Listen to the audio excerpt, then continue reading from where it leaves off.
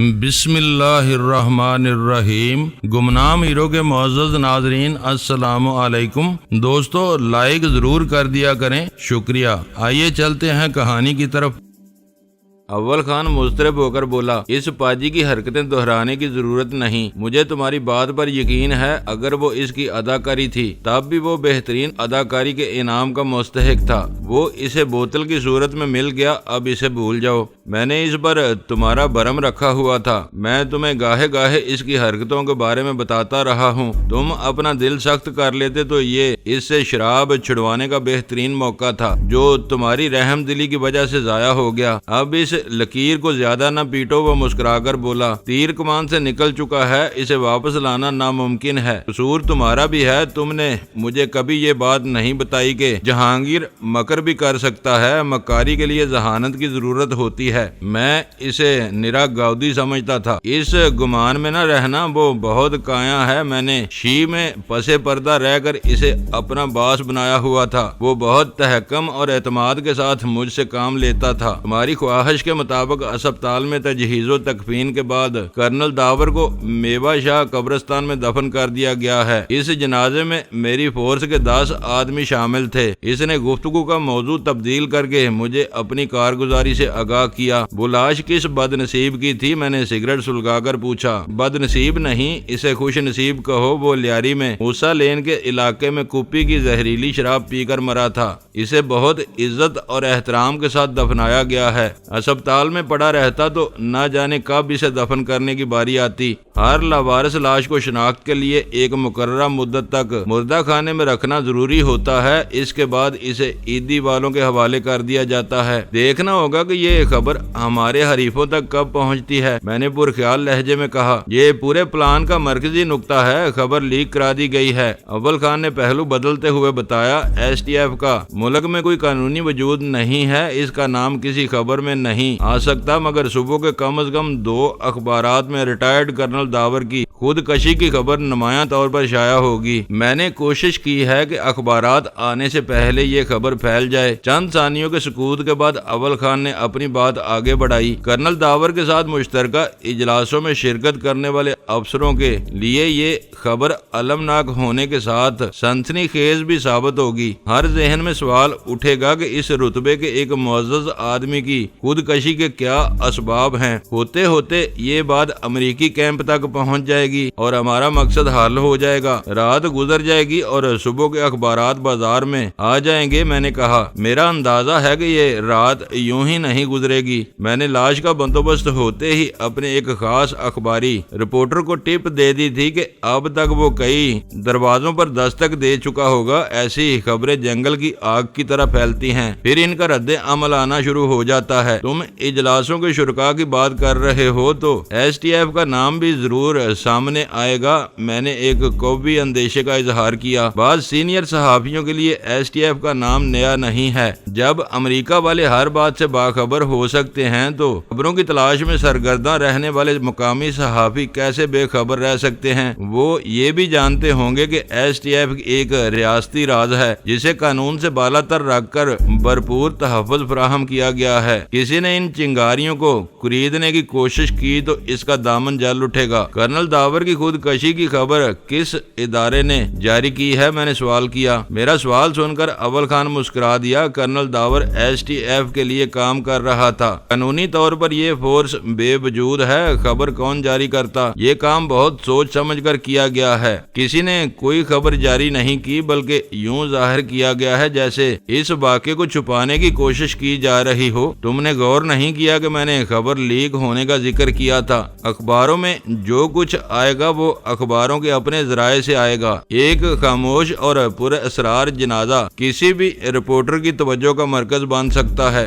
Very good, میں نے بے ساختہ کہا۔ تم نے اس معاملے کے ہر نشیب و فراز پر نظر رکھی۔ اب میں بھی تمہارا ہم خیال ہوں کہ یہ رات خالی نہیں جائے گی۔ ابھی صرف 6 بجے ہیں۔ اول خان نے اپنی ریسٹ واچ پر نظر ڈال کر کہا، آنے والی رات بہت لمبی ہے۔ میری چھٹی حص کہہ رہی ہے کہ کرنل داور کی خودکشی کوئی نہ کوئی گل ضرور تندور کھلائے گی؟ کیا ہوگا، کیسے ہوگا، پہل کہاں سے ہوگی، اس بارے میں کچھ نہیں کہہ سکتا۔ میں نے اول خان کی بات کا کوئی جواب نہیں دیا۔ میرے ذہن میں آج خود ٹام کا خیال ابھر آیا تھا۔ پچھلی رات کے آخری پہر میں اس سے ہونے والی باتوں کی روشنی میں کرنل داور کی خودکشی کی خبر اس کے لیے کسی ایٹمی دھماکے سے کم نہیں ہوتی۔ اردلی چائے کی ٹرے لایا تو اول خان کے لیے انٹرکام پر ایک کال آ گئی۔ وہ چند ثانیوں تک ہوں ہاں کر کے دوسری جانب والے کی باتیں سنتا رہا، پھر مجھے چائے پینے کا مشورہ دے کر چند منٹ میں واپسی کے وعدے پر اپنے دفتر سے نکل گیا۔ دفتر میں تنہائی میسر آتے ہی میرا ذہن غیر ارادی طور پر سلمہ کی طرف پھسل گیا۔ میری واپسی کے آخری لمحات میں اس کا رویہ میرے لیے بہت حیران کن رہا تھا۔ مجھے یقین نہیں آ رہا تھا کہ تنہائی میں مجھ سے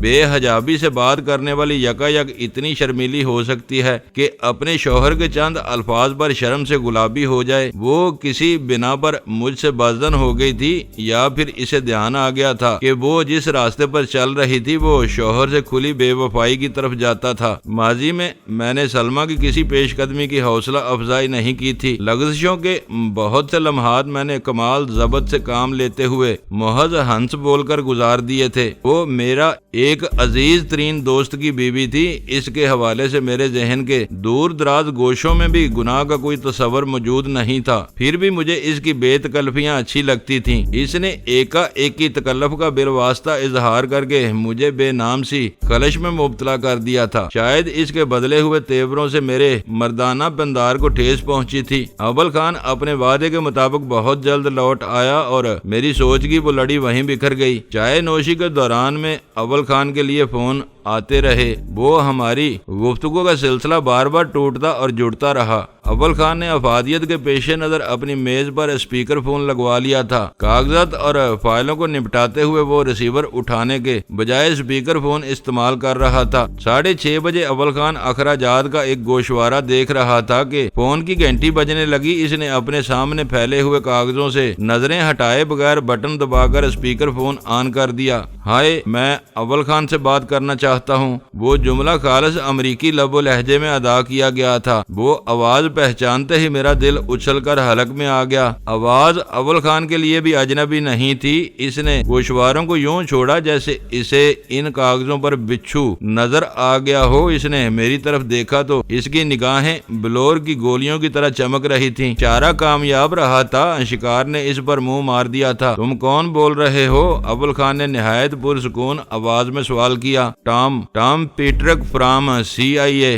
مجھے اول خان سے ضروری بات کرنی ہے۔ اپنا تعارف کراتے ہوئے اس کی آواز میں رونت آ گئی تھی۔ وہ اول خان کی آواز نہیں پہچان سکا۔ ہیلو ٹام، میں اول خان ہی بول رہا ہوں، اس نے دھیمی مگر بوجھل آواز میں کہا۔ تم نے مجھے کیسے فون کر لیا؟ میرا خیال ہے یہ رابطہ پروٹوکول کے خلاف ہے۔ ان رسمی باتوں کو چھوڑو۔ ٹام کی آواز دوستانہ ہو گئی۔ میں ان کی پرواہ نہیں کرتا۔ یہ بتاؤ کہ آج کی کیا خبریں ہیں؟ کسی خبر کا نہ ہونا سب سے اچھی خبر کہلاتا ہے، اول خان نے انگریزی محاورہ دہرا دیا۔ اس وقت مجھے اس کے صبر اور سکون پر رشک آ رہا تھا۔ وہ میرے بدترین حریف کو بہت خوبصورتی سے ہینڈل کر رہا تھا۔ تم بے شناخت لوگ ہو۔ میں نے پروٹوکول توڑ کر کچھ دوستانہ تبادلہ خیال کے لیے تمہیں فون کیا ہے۔ میں محسوس کر رہا ہوں کہ تم مجھ سے بات کرتے ہوئے ہچکچا رہے ہو۔ میری انگریزی کمزور ہے۔ اپنی مادری زبان میں مہربانی سے بات کر سکتا ہوں۔ اس وقت تم کس قسم کے تبادلہ خیال کی ضرورت محسوس کر رہے ہو؟ کرنل داور تو بہت شستہ اور رواں انگریزی بولتا ہے۔ ٹام نے اول خان کے سوال کو نظر انداز کر کے کرنل داور کے ذکر کا موقع نکال لیا۔ اول خان ایک ہنکارا بھر کر رہ گیا۔ کرنل داور کے ذکر پر تم چپ کیوں ہو گئے؟ کہنے کے لیے کچھ نہ ہو تو چپ رہنا بہتر ہوتا ہے۔ تم اپنے کام کی بات کرو، میرے پاس زیادہ وقت نہیں ہے۔ اس وقت کرنل داور کہاں ہے؟ ٹام کو براہ راست وہ تجسس آمیز سوال کرنا پڑ گیا۔ ہم سے اچھی جگہ پر ہے۔ جواب مبہم لیکن اول خان کے عقیدے کے مطابق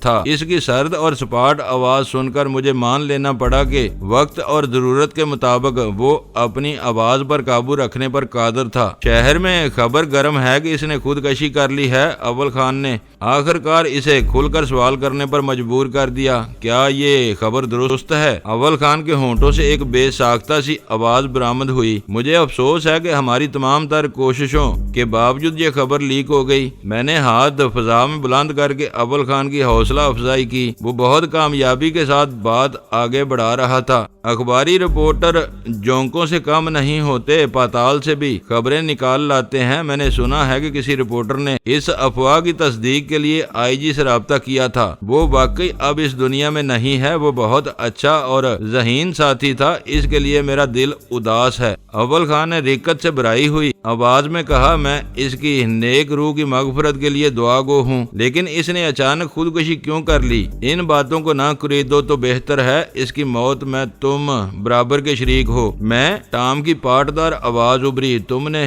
مجھ پر اتنا بڑا الزام کیسے لگا دیا؟ ایس ٹی ایف کا بہت مضبوط نیٹ ورک ہے۔ باتیں کھلنا شروع ہو گئی تھیں۔ اول خان نے کسی بحث کا آغاز کرنے کی بجائے کوئی کہانی سوچ لی تھی۔ میں ہمتاً گوش ہو گیا۔ میں تم لوگوں کا دشمن نہیں، دوست ہوں۔ وہ واقعی ذہین افسر تھا، مجھے اس کے انجام پر دکھ ہوا ہے۔ میں اس کی غلطیوں کے بارے میں جاننا چاہ رہا ہوں۔ ڈینی کے معاملے میں وہ فورس کی پالیسی سے انحراف کر کے اپنی راہ پر چل پڑا تھا۔ اول خان کی اس تمہید نے میرا دل خوش کر دیا۔ وہ کہہ رہا تھا، ملک اور قوم سے کوئی فرق نہیں پڑتا، ہم سب امن و امان کے علم بردار اور ایک دوسرے کے دست و بازو ہیں۔ اس جذبے کے تحت میں نے کسی عذر کے بغیر تمہاری سنائی ہوئی خبر کی تصدیق کی ہے۔ مجھے امید ہے کہ تم بھی اسی رواداری سے کام لوگے۔ ہمیں مسلسل خبریں مل رہی تھیں کہ وہ تم لوگوں سے قریبی رابطے میں ہے۔ اس نے ڈینی کی نقل و حرکت کا مکمل بلیک آؤٹ کر دیا تھا، اپنی معلومات اپنی ذات تک محدود کر لی تھیں۔ دفتر میں کوئی رپورٹ داخل نہیں کر رہا تھا۔ شبہ کیا جا رہا تھا کہ بڑے انعام کے لالچ میں وہ تم لوگوں سے ڈینی کا سودا کرنے کے چکر میں پڑ گیا ہے۔ اپنے ساتھیوں کے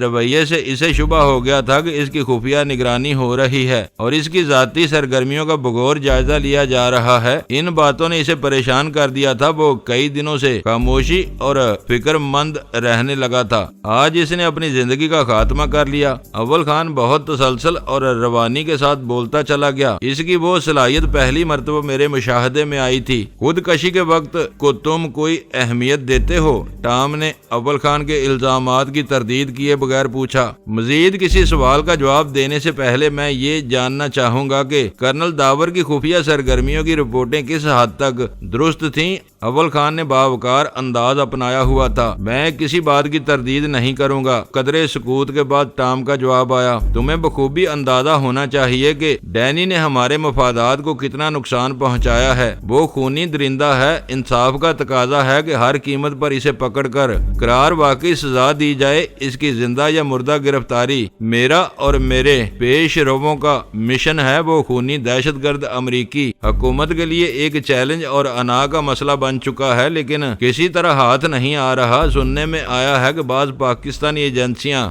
اس کی پشت پناہ ہیں۔ کرنل داور اس کی راہ پر لگ گیا تھا۔ اسے انعام کی ہوس تھی۔ ہمیں ڈینی کا سر درکار تھا۔ یہ حقیقت ہے کہ ہمارے درمیان بہت سنجیدہ ڈیل چل رہی تھی۔ میری جگہ تم ہوتے تو تم بھی اس موقع کو کبھی ہاتھ سے نہ جانے دیتے۔ سب کچھ ٹھیک ٹھاک تھا، پھر کرنل نے کیوں خودکشی کر لی؟ کوئی نہیں جانتا کہ کرنل کے دل میں کیا تھا۔ اول خان نے کہنا شروع کیا، وہ کئی دنوں سے پریشان تھا، لیکن کل صبح سے وہ عجیب کرب اور اضطراب کے عالم میں تھا۔ شاید کوئی نئی بات رونما ہوئی تھی جس نے اسے ہلا کر رکھ دیا تھا۔ وقت گزرنے کے ساتھ اس کی پریشانی بڑھتی جا رہی تھی۔ اسے معلوم تھا کہ وہ ایس ٹی ایف کا اعتماد کھو کر کڑی نگرانی میں آ چکا ہے۔ ہو سکتا ہے کہ کسی وجہ سے اسے تمہاری نیت پر شبہ ہو گیا ہو۔ ڈینی کو اپنی تحویل میں لے کر تم انعام کی رقم دینے سے انکار کر دیتے تو وہ تمہارا کچھ نہیں بگاڑ سکتا تھا۔ تم اسے بلیک میل کر سکتے تھے۔ تم نے کہا کہ کل صبح سے وہ اضطرابی کیفیت سے گزر رہا تھا۔ ٹام نے تائید چاہی۔ وہ کرنل داور کی حرام موت کا صحرا اپنے سر لینے کی کوشش کر رہا تھا۔ میرا یہی مشاہدہ ہے، اول خان نے گمبھیر لہجے میں کہا۔ رات گئے کچھ نہ کچھ ہوا تھا جس نے کرنل داور کے دل و دماغ کو زیر و زبر کر دیا۔ شاید وہ اپنی فورس سے غداری کر رہا تھا۔ اس کے صلے میں تم سے کچھ پانے کی امید ختم ہو گئی تو اسے اپنا مستقبل تاریک نظر آنے لگا۔ ہر سیکرٹ سروس کی طرح ایس ٹی ایف بھی غداری کی ایک ہی سزا ہوتی ہے۔ ہے۔ کرنل داور کسی جان لیوا حادثے میں نہیں مرنا چاہتا تھا، اس نے اپنے ہاتھوں سے اپنی زندگی ختم کرنے کا فیصلہ کر لیا۔ وہ ایک ذہین اور محنتی لیکن بہکے ہوئے افسر کا افسوسناک انجام تھا۔ اس کے کمانڈنگ آفیسر کی حیثیت سے میں ساری رپورٹوں سے واقف ہوں، پھر بھی مجھے کرنل کی موت کا قلق ہے۔ میں نے اپنا ایک بہترین ساتھی کھو دیا، اس کی موت میں تم برابر کے شریک ہو۔ شاید تم ٹھیک کہہ رہے ہو، ٹام کی آواز میں عجیب سی وحشیانہ طمانینت ابھر آئی۔ گیری ہارٹ کے بعد میں محسوس کر رہا تھا کہ کرنل نے ہماری کمزوری کو بھانپ لیا ہے۔ وہ ڈینی کے نام پر ہمارے ساتھ کھیل رہا تھا۔ پرسوں رات میں نے اسے اپنی بے لاگ سوچ سے آگاہ کر دیا تھا۔ ہو سکتا ہے کہ اسی کے بعد اس کا دماغ الٹ گیا ہو اور اس نے خودکشی کا مصمم ارادہ کر لیا ہو۔ تم نے ابھی تک اس تبادلہ خیال کی ابتدا نہیں کی جس کا شروع میں حوالہ دیا تھا۔ اول خان نے سپاٹ انداز میں اسے یاد دلایا۔ وہ یہی سب باتیں تھیں۔ میں تم سے کرنل کی خودکشی کی تصدیق کرنا چاہ رہا تھا۔ میں تمہارا شکر گزار ہوں کہ تم نے ہر بات صاف کر دی۔ تم بہت کھرے اور اچھے انسان ہو، مجھے ہمیشہ اپنا مخلص دوست پاؤ گے۔ میں رسمی مراسم سے بڑھ کر تمہیں خوش آمدید کہوں گا۔ کرنل داور کا قصہ نمٹ گیا تھا۔ وہ بہت ہوشیاری کے ساتھ اول خان کو دانہ ڈالنے کی کوشش کر رہا تھا۔ اس کا شکریہ ادا کرتے ہوئے اول خان کے ہونٹوں پر زہریلی مسکراہٹ تیر رہی تھی۔ آج اداکاروں اور صداکاروں کا دن ہے۔ فون بند ہوتے ہی میں نے کہا، پہلے جہانگیر نے تم کو اپنی اداکاری کے جوہر دکھا کر موم کیا، اب تم نے اپنی صداکاری سے ٹام کو چت کر دیا۔ اتنی عمدہ اور مربوط کہانی گڑنا میرے بس سے باہر تھا، لیکن یہ تو کچھ بھی نہ ہوا۔ اول خان نے مایوسی سے کہا، باتوں ہی باتوں میں معاملہ ٹل گیا۔ وہ اپنے گھر خوش ہے، ہم یہاں بیٹھے ہوئے ہیں۔ کیا تم کسی چاند ماری کی آس لگائے بیٹھے تھے؟ میں نے ہنس کر پوچھا۔ ہم نے اپنے ہاتھوں سے کرنل داور کی تدفین کی ہے تو دشمن کا بھی ایک آدھ آدمی گرنا چاہیے۔ اس نے اپنے دل کی بات کہہ ڈالی۔ کبوں کے کوسنے سے ڈور مرنے لگتے تو آج ہم بھی سبزی خور ہوتے، میں نے اٹھتے ہوئے کہا۔ سب کچھ ہماری خواہشات کے مطابق نہیں ہو سکتا۔ دیکھتے ہیں کہ ٹام کب ہماری دار پر آتا ہے۔ وہ مجھے روکتا رہ گیا، لیکن میں واپسی کا قصد کر چکا تھا۔ میں محسوس کر رہا تھا کہ وہاں آ کر میں نے اپنے وقت کا بہترین مصرف تلاش کیا تھا۔ ٹام کرنل داور سے پرپیچ باتیں کرتا تھا۔ اس نے اول خان سے گفتگو میں اپنے دل کا غبار نکال لیا تھا۔ اس کی نیت اور ارادوں کے بارے میں ہماری سوچی ہوئی ہر بات درست نکلی تھی۔ وہ اپنے دل کی گہرائیوں سے میرے بدترین انجام کا خواہاں تھا۔ اسی طرح میں اسے ہر قیمت پر نیچا دکھانے کا آرزو مند تھا۔ میں گھر پہنچا تو جلال مجھ سے پہلے وہاں موجود تھا۔ ڈرائنگ روم میں اس کے ساتھ سلطان شاہ بھی موجود تھا، لیکن اس کی میزبانی کا بیشتر بوجھ ویرا نے اٹھایا ہوا تھا۔ وہ پورے زور و شور کے ساتھ اس سے کسی بحث میں الجھی ہوئی تھی۔ یہ کیسی عجیب بات ہے کہ آج سرکاری ریکارڈ کے مطابق تم اپنے ایک روپ میں مرحوم و مغفور ہو چکے ہو۔ جلال نے مجھ سے ملتے ہی پرتپاک انداز میں کہا، کس سرکاری ریکارڈ کی بات کر رہے ہو؟ کرنل داور ایک خیالی افسانہ تھا، کس سرکاری ریکارڈ میں اس کا اندراج تھا؟ ویرا نے برجستہ سوال کیا۔ زندگی میں اس کا کہیں ریکارڈ نہ رہا ہو، خودکشی کے بعد قبرستان کے ریکارڈ میں اس کا نام ضرور آ چکا ہے، جلال نے خوش دلی سے اسے یاد دلایا۔ اول خان بہت زیرک اور پھرتیلا آدمی ہے، میں نے ان کے ساتھ بیٹھتے ہوئے بتایا۔ اس کی لیک کی ہوئی خبر تیزی سے اپنا سفر طے کرتی ہوئی ہمارے دشمن تک پہنچ گئی ہے۔ خبر واقعی صورت سے پھیلی ہے۔ کرنل داور کو ایک زندہ کردار سمجھنے والے بہت سے افسران اس خبر کی تصدیق کے لیے ادھر ادھر فون گھما رہے ہیں۔ جلال بولا، یہ پتہ چلنا چاہیے کہ تمہارے حریفوں کے کیمپ میں اس خبر پر کیا رد عمل ہے۔ وہ سامنے آ چکا ہے، میں نے کہا۔ ٹام نے کہیں اور بھٹکنے کے بجائے براہ راست اول خان کو فون کیا تھا۔ ساری گفتگو میری موجودگی میں ہوئی ہے۔ وہ اس خبر پر بہت خوش ہے۔ تم خاموشی سے ادھر کیوں نکل گئے تھے؟ ویرا نے پوچھا۔ اپنی خودکشی کے پروگرام پر دل اداس تھا۔ جہانگیر سے ملنے کے لیے چلا گیا تھا۔ وہاں پہنچ کر بہت سی باتیں سامنے آئی ہیں۔ ٹام نے اپنی کئی چال بازیوں کا اعتراف کر لیا ہے۔ مجھے یقین تھا کہ یہ خبر ان کے لیے طمانینت کا باعث بنے گی۔ جلال نے کہا، ٹام نے جس طرح الفا کو داؤ پر لگا کر تم کو مروانے کی ناکام کوشش کی تھی، اس سے یہ ظاہر ہو چکا تھا کہ وہ اب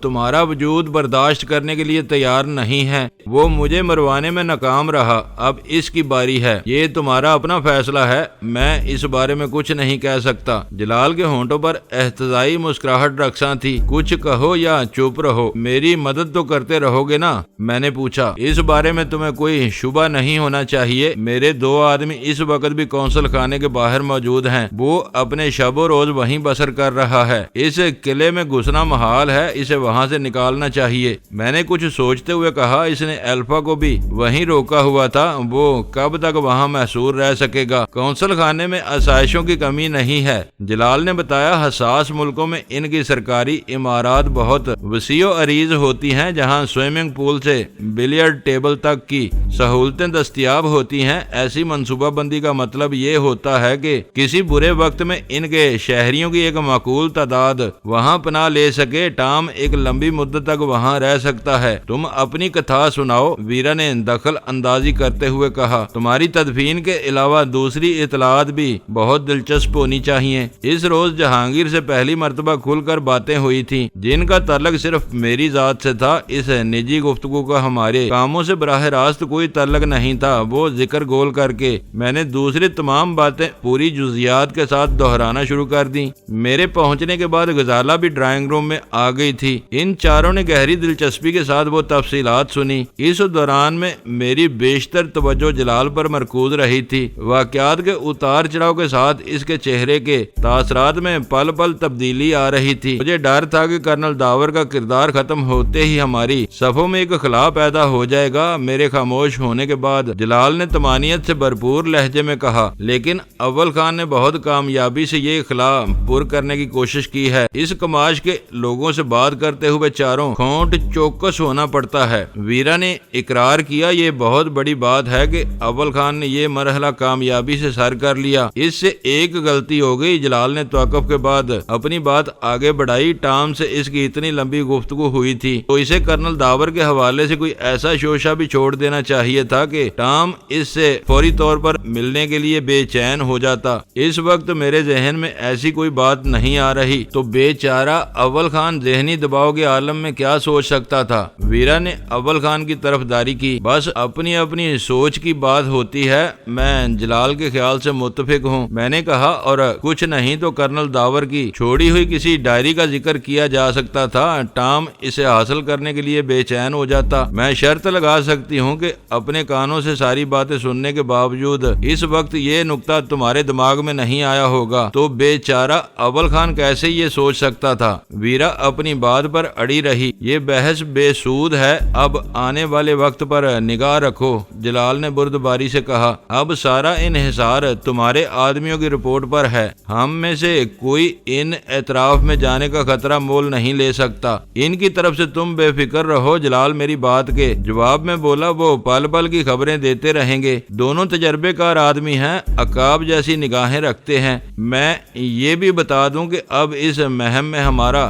زبانی کلامی ساتھ رہے گا، عملی فیصلے تمہارے ہوں گے۔ اس میدان میں میرا کوئی آدمی تمہارا ساتھ نہیں دے سکے گا۔ اسے وہ بات کہنے کی ضرورت نہیں تھی، وہ ضابطوں کی سختی سے پابندی کرنے والا افسر تھا۔ اس سے یہ توقع ابس تھی کہ وہ ہم سے اپنے مراسم نبھانے کے لیے سرکاری پالیسی سے تجاوز کر کے کسی بدطینت امریکی افسر کی گوشمالی میں ہمیں عملی مدد فراہم کرے گا۔ ٹام کے چکر میں ہم نے سوبراج کو فراموش کر دیا ہے، میں نے دھیرے سے کہا۔ گرین کوبرا کی وجہ سے اس وقت وہ زیادہ اہم ہے، اس پر بھی کام ہو رہا ہے۔ اس کا سراغ مل جائے تو ہم بے خوف ہو کر اسے رگید سکتے ہیں۔ ٹام کے معاملے میں ہمارے ہاتھ بندھے ہوئے ہیں، اس سے صرف تم نمٹ سکتے ہو۔ یہی وجہ ہے کہ میں نے تمہیں اس پر اپنی توجہ مرکوز کرنے کے لیے کہا ہے۔ جو سامنے ہے اسے گھیرنے کی کوشش کرو۔ سوبراج بھی جلد ہی سامنے آ جائے گا۔ اس وقت تک تم ٹام سے نمٹ چکے ہوگے۔ تم نے اپنے طور پر کام بانٹ لیا ہے، لیکن معلومات میں شراکت کا سلسلہ جاری رہنا چاہیے، میں نے نرمی سے کہا۔ سوبراج کے بارے میں کیا پیش رفت ہوئی ہے؟ فی الحال سناٹا ہے، جلال نے بتایا۔ میں نے بینکاک والے آدمی کو ہوشیار کر دیا ہے، اس سے چھوٹے راجن کا ذاتی موبائل فون نمبر بھی مل گیا ہے۔ سوبراج نے ادھر کا رخ کیا تو ہمیں بلا تاخیر اطلاع مل جائے گی۔ میں کسی طرف سے غافل نہیں ہوں۔ میرا خیال ہے کہ موجودہ حالات میں وہ فوری طور پر یہاں سے نہیں جائے گا، ویرا پر خیال انداز میں بولی۔ کسی نہ کسی طرح یہ بات جلد ہی سامنے آ جائے گی۔ وہ سلسلہ آگے بڑھانے سے پہلے میں نے جلال سے راجن کا فون نمبر مانگ لیا۔ دوسری مسائل میں الجھ کر وہ نقطہ میرے ذہن سے نکل نکل سکتا تھا۔ جلال کو پہلے سے میری فرمائش کا اندازہ تھا، اس نے اپنی جیب سے ایک مڑا ہوا کاغذ نکال کر میری طرف بڑھا دیا اور خود ویرا کی طرف متوجہ ہو گیا۔ تمہارے اس اندازے کی کوئی نہ کوئی بنیاد ضرور ہوگی، اس نے ویرا سے کہا۔ ابھی تک وہ ڈینی کے نام پر امریکیوں سے سودے بازی کی کوشش کر رہا تھا، شاید ڈینی کے بدلے FBI اس کے ناکردہ گناہ کو معاف کر دیتی، لیکن جہانگیر کی بازیابی نے شبراج کی بساط الٹ دی ہے۔ وہ مر کر بھی دوبارہ اس پوزیشن میں نہیں آ سکتا۔ اب اس کے ہاتھ میں گرین کوبرا کارڈ ہے، اسے اپنی زندگی عزیز ہے تو وہ اس پر کوئی سمجھوتا کرنے کی کوشش کرے گا، اس کے لیے وقت درکار ہے۔ وہ یہاں رکنے پر مجبور ہو جائے گا۔ شبراج نے مجھ سے گرین کوبرا کی نیلامی کے بارے میں جو ہردہ سرائی کی تھی وہ میرے لیے اس کے جذباتی ابال سے زیادہ وقت نہیں رکھتی تھی۔ اس معاملے میں ویرا نے بہت قوی امکان کی نشاندہی کی تھی۔ شبراج کے پاس کالے دھن کی کوئی کمی نہیں تھی۔ اپنی تمام تر بد نصیبی کے باوجود وہ بہت خوشحالی کے ساتھ زندگی بسر کرنے کا اہل تھا، اور زندگی اس کے لیے سب سے بڑا سوالیہ نشان بنی ہوئی تھی۔ جب تک FBI والے اسے معاف نہیں کرتے وہ سکھ کی نیند نہیں سو سکتا تھا۔ اس موضوع پر جلال کے ذہن میں کئی سوال مچل رہے تھے۔ ان پر اطمینان ہو جانے کے بعد وہ ہم سے رخصت ہوا تو شبراج کے معاملے میں وہ ویرا کا ہم خیال ہو چکا تھا۔ کچھ دیر کے بعد میں اٹھ کر اپنے کمرے میں چلا گیا۔ اس وقت میرے ذہن میں خیالات کے گرداب بن اور بگڑ رہے تھے۔ میرے لیے ٹام اور شبراج دونوں ہی اہم حریف تھے۔ اپنی سہولت کے لیے ان میں سے کسی ایک کو نظر انداز کر کے دوسرے پر پوری توجہ مرکوز کرنا مناسب نہیں تھا۔ دونوں مہلک اور موذی دشمن تھے، ان پر بیک وقت نگاہ رکھنی ضروری تھی۔ پھر غزالہ بھی کمرے میں آ گئی۔ دوسرے مسائل کے باوجود جہانگیر سے ہونے والی باتیں میرے دل پر ایک بوجھ بنی ہوئی تھی۔ میں نے بہت نرمی اور چاہت کے ساتھ غزالہ سے اس ذاتی موضوع پر بات چھیڑ دی۔ ہم لوگ رات کے کھانے سے فارغ ہو کر ڈرائنگ روم میں بیٹھے چائے پی رہے تھے کہ میرے موبائل فون پر جلال کی کال آ گئی۔ تمہاری دعائیں رنگ لے آئی ہیں، ٹام اپنی کمین گاہ سے نکل کر ساحل سمندر کی کھلی فضا میں پہنچ چکا ہے، اس نے پرجوش آواز میں بتایا۔ خبر بہت اچھی ہے، اس کی تفصیلات کیا ہیں؟ میں نے پوچھا۔ آج 14 بھی نہیں لیکن چاندنی رات ہے، جلال کہہ رہا تھا۔ ٹام 2 گاڑیوں میں 7 نفری کارواں لے کر شب بصری کی پوری تیاری کے ساتھ ہاکس بے کے سنی ہٹ پر پہنچا ہے۔ ایک گاڑی میں اس کے ساتھ ایک اور مرد اور 2 عورتیں تھیں۔ دوسری گاڑی میں سوار تینوں آدمیوں نے اپنے اسلحے کے ساتھ ہٹ کے گرد اپنی جگہ سنبھال لی ہیں۔ وہ کمانڈوز معلوم ہو رہے ہیں، 2 مرد 2 عورتیں، 3 کمانڈوز اور شب بصری کے لوازم۔ میں نے اس کی بتائی ہوئی تفصیل دہراتے ہوئے کہا۔ معلوم ہوتا ہے کہ وہ کرنل داور کی موت کا مادر پدر آزاد جشن منانے کی نیت سے وہاں پہنچا ہے۔ 2 مردوں کے لیے 2 عورتوں کی موجودگی بتا رہی ہے کہ رات گہری ہونے تک وہاں تربو نشاد کی محفل سج چکی ہوگی۔ معلوم یہی ہو رہا ہے، اس نے میری تائید کی۔ تم 2 عورتوں کے لیے 2 مرد بھی کہہ سکتے ہو۔ ان لوگوں کی جدید معاشرت میں جن سے عزت و عصمت کا تصور ناپید ہو چکا ہے، اسے جسمانی تفریح کا ایک درجہ دے دیا گیا ہے۔ ان اخلاقیات پر زیادہ دھیان مت دو۔ یہ سوچو کہ اس وقت ہمارا ہدف ایک ساحلی ویرانے میں موجود ہے۔ میں نے اس کی بات کاٹ کر کہا۔ ہمارا نہیں، صرف اپنا ہدف کہو، اس نے میری توثیق کی۔ اور یہ بھی سن لو کہ آج ہفتے کی رات ہے، شہر کے منچلوں کی خاصی تعداد وہاں پہنچی ہوئی ہے۔ ساحل پر خاصے ہٹ آباد نظر آ رہے ہیں۔ کوئی بھی پلان بناتے ہوئے اس بات کو ملحوظ رکھنا ہوگا، وہ ساتھ ہیں، ساحل پر دوسرے لوگ بھی آئے ہوئے ہیں۔ اس کا مطلب ہے کہ زیادہ نفری درکار ہوگی۔ مجھے اول خان کو ٹٹولنا پڑے گا، میں نے تفکر امیز انداز میں کہا۔ میرے ذہن میں ہاکس بے کی ساحلی پٹی کا نقشہ جمنا شروع ہو گیا تھا۔ جنرل کی طرف سے پابندیاں ہٹائے جانے کے بعد وہ ہمارا ساتھ دے سکے گا۔ جلال نے اپنا خیال ظاہر کیا۔ آج کی رات تمہارے لیے فیصلہ کن ہے، یہ موقع دوبارہ نہیں آئے گا۔ میرا مشورہ ہے کہ جو کچھ کرنا ہے 2 بجے کے بعد کرنا۔ شراب کے بغیر ان کا کوئی جشن پورا نہیں ہوتا۔ وہ 2 جوڑے ہیں، اس وقت تک نشے میں دھت ہو چکے ہوں گے اور آسانی سے زیر ہو جائیں گے۔ تم کو تینوں کمانڈوز سے اصل مقابلہ کرنا ہوگا۔ ان کے لیے بہت زیادہ آدمیوں کی ضرورت پیش نہیں آئے گی۔ تمہارے دونوں آدمی کب تک وہاں رہیں گے؟ انہیں بھول جاؤ اور اپنے بارے میں وہ خود فیصلہ کریں گے، فی الحال وہ وہیں موجود ہیں، کوئی نئی بات سامنے آئی تو وہ فوراً مجھے اطلاع دیں گے۔ اوکے جلال، میں ان تفصیلی معلومات کے لیے تمہارا شکر گزار ہوں، میں تمہاری سلامتی اور کامیابی کے لیے دعا گو رہوں گا۔ ان کلمات کے ساتھ فون خاموش ہو گیا۔ اس خبر پر ہمارے درمیان جوش اور سنسنی کی ایک لہر دوڑ گئی۔ غزالہ سمیت ہر ایک اس مہم پر جانے کے لیے کمر بستہ نظر آ رہا تھا۔ میں نے اول خان کو فون کرنے کا ارادہ کیا مگر پھر رک گیا۔ دو عیش کش جوڑوں کو مقابلے سے خارج کر کے 3 کمانڈو رہ جاتے تھے۔ وہ ہٹ کے گرد موجود اور آنے والے وقت سے بے خبر تھے۔ ہم پوری تیاری کے ساتھ ان پر شاب خون مارتے تو ان تینوں کو جہنم حاصل کرنے کے لیے ہم چاروں کافی تھے، اضافی نفری اپنے ساتھ لے جانے کی ضرورت نہیں تھی۔ میں کچھ دیر تک اس مشن کے نشیب و فراز پر غور کرتا رہا۔ ہمارے پاس پستول، ریوالور، بیم گن اور زہریلی انگوٹھیوں جیسے دستی ہتھیار موجود تھے، جبکہ اس مہم کے لیے لمبی رینج کے جدید ہتھیار لے جانے ضروری تھے جو اول خان ہی ہمیں فراہم کر سکتا تھا۔ فائرنگ کے نتیجے میں پولیس کی مداخلت متوقع تھی، اس سے نمٹنا ہمارے بس سے باہر تھا۔ مجھے اس جشن کے دوسرے شرکاء سے کوئی سروکار نہیں تھا، مگر میری خواہش تھی کہ ٹام کو زندہ قیدی بنایا جائے۔ اس خواہش کی تکمیل کی صورت میں اسے ہاکس بے سے شہر لانا ایک دشوار ترین مرحلہ تھا۔ جلال اس معاملے سے بالکل الگ تھا، ٹام کو صرف اسٹیشن 4 لے جایا جا سکتا تھا۔ دوستو ویڈیو کو لائک ضرور کر دیا کریں۔ ISI پاک آرمی زندہ باد، پاکستان پائندہ باد۔ معزز ناظرین، اپنا خیال رکھیے گا اور اپنے اس چینل کا بھی شکریہ۔